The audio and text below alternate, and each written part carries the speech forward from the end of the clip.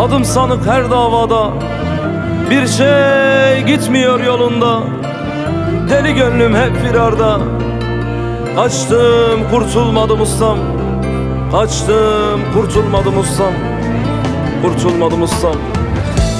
Hep kestiler o cezayı, dar ettiler benim dünyamı. Gurbet ettiler bana sılayı.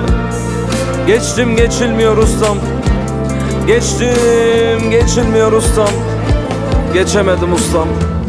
Tövbe ettim, yemin ettim, ben bir daha sevmem dedim.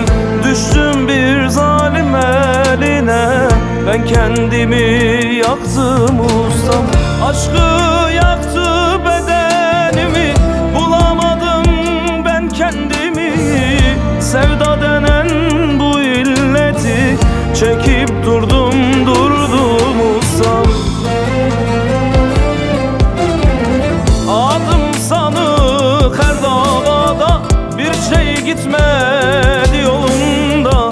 Bu yüreğim hep firarda. Kaçtım kurtulmadım ustam, kaçtım kurtulmadım ustam. Hep kestiler o cezayı, dar ettiler bu dünyayı. Gurbet ettiler sılayı. Geçtim geçilmedi ustam, geçtim geçilmedim ustam.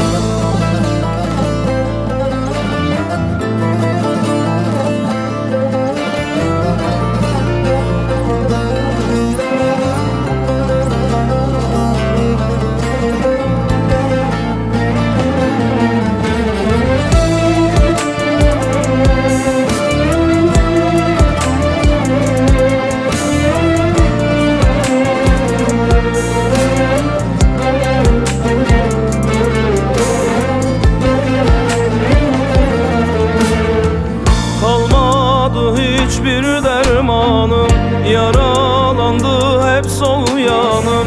Bir şey kaldı o da canım, gelip almıyor ki ustam.